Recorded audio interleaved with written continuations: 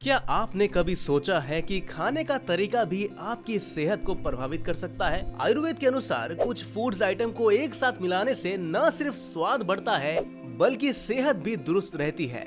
आज हम आपको कुछ ऐसी खाद्य पदार्थों के बारे में बताएंगे जिनके बारे में आप जानकर हैरान रह जाएंगे। तो चलिए शुरू करते हैं। तो सबसे पहले नंबर पर आता है दूध और हल्दी। दोस्तों, आपने शायद ही सुना होगा कि दूध पीने से सेहत बढ़ती है और हल्दी भी कई बीमारियों के लिए रामबाण मानी जाती है।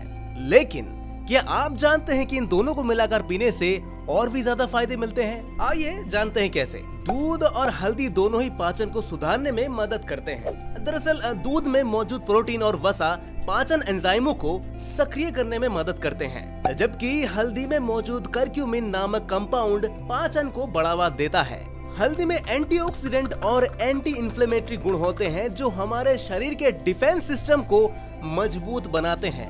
दूध में मौजूद प्रोटीन और कैल्शियम भी इम्यूनिटी को बढ़ाने में मदद करते हैं। एक स्टडी में पाया गया कि दूध और हल्दी का सेवन करने से ब्रेन की एफिशिएंसी बढ़ती है और अल्जाइमर रोग का खतरा भी कम होता है। दूध और हल्दी का कॉम्बिनेशन सेहत के लिए अनमोल मिश्रण है। इसे नियमित रूप से सेवन करके आप कई बीमारियों से बच सकते हैं और एक स्वस्थ जीवन जी सकते हैं। दोस्तों, दूसरे नंबर पर आता है घी के साथ रोटी या चावल। घी के साथ चावल या रोटी खाना भारत में एक पारंपरिक खाने का तरीका भी है। लेकिन क्या आप ये जानते हैं कि ये कॉम्बिनेशन सिर्फ स्वादिष्ट ही नहीं बल्कि सेहतमंद भी है? आइए जानते हैं कैसे। घी में शॉर्ट चेन फैटी एसिड्स होते हैं जो पाचन को सुधारते हैं। ये एसिड आंतों में अच्छे बैक्टीरिया को बढ़ावा देते हैं जिससे पाचन बेहतर होता है।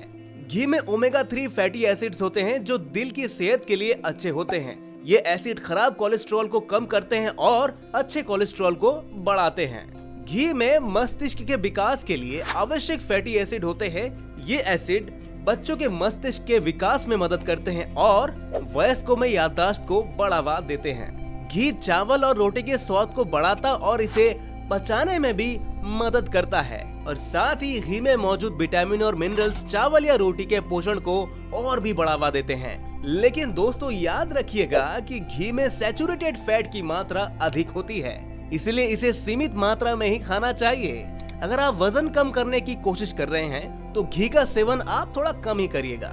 और सबसे मेन बात यह है कि घी की गुणवत्ता पर हमेशा ध्यान दीजिएगा। देसी घी सबसे अच्छा होता है। अब थर्ड नंबर पर आता है आलू और चावल। दोस्तों, ये एक आम धारणा है कि आलू और चावल एक साथ खाने से वजन बढ़ता है, लेकिन क्या ये सच है? आइए इस मिथ को तोड़ते हैं। आलू और चावल दोनों ही कार्बोहाइड्रेट से भरपूर हैं। हालांकि ये कार्बोहाइड्रेट अलग अलग प्रकार के होते हैं। आलू में स्टार्च होता है जबकि चावल में अधिक मात्रा में फाइबर होता है। जब आप इन दोनों को साथ में खाते हैं तो आपके शरीर को कार्बोहाइड्रेट के दोनों रूप मिलते हैं जो आपके पूरे दिन के लिए ऊर्जा प्रदान करते हैं। आलू और चावल में विभिन्न पोषक तत्व होते हैं। आलू में विटामिन सी, पोटेशियम और फाइबर होता है, जबकि चावल में विटामिन बी, मैग्नीशियम और फाइबर होता है। जब आप इन दोनों को साथ में खाते हैं तो आपको एक संतुलित पोषण मिलता है। वजन बढ़ाने का मुख्य कारण अधिक कैलोरी का सेवन होता है।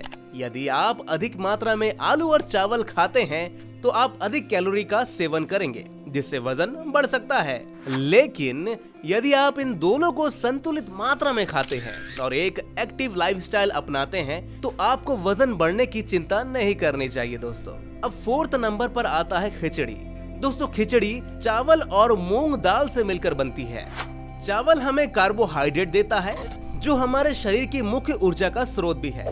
वहीं मूंग दाल में भरपूर मात्रा में प्रोटीन होता है जो मांसपेशियों के निर्माण और मरम्मत के लिए जरूरी है। दोस्तों, ये वजन घटाने में भी मदद करता है।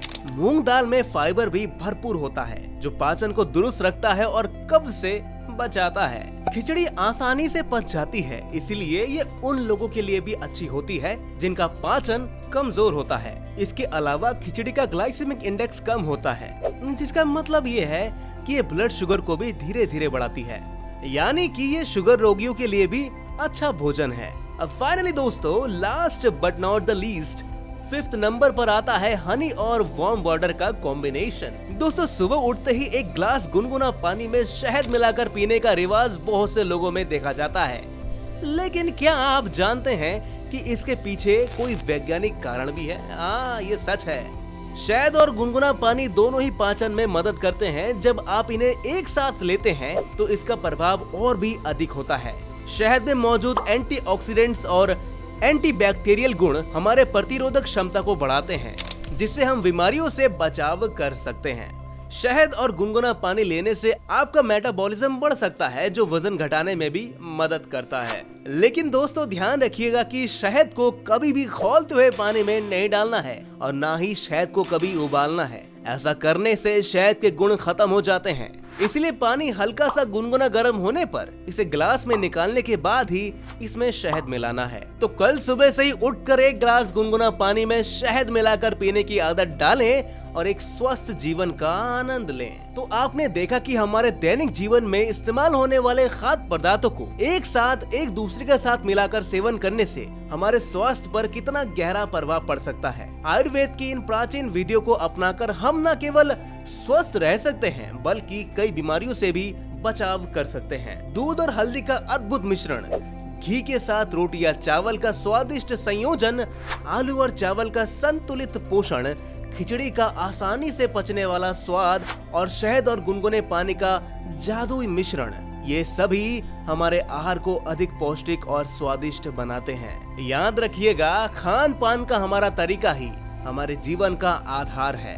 इन प्राकृतिक उपायों को अपनाकर हम एक स्वस्थ और खुशहाल जीवन जी सकते हैं। तो आज से ही इन प्राकृतिक नुस्खों को अपनी दिनचर्या में शामिल करें और देखें कि आपका स्वास्थ्य कितनी तेजी से सुधरता है। आपको अगर हमारी ये जानकारी पसंद आई हो तो इसे अपने दोस्तों और परिवार के साथ शेयर जरूर कर लीजिएगा। मिलते हैं नेक्स्ट वीडियो में। Bye bye.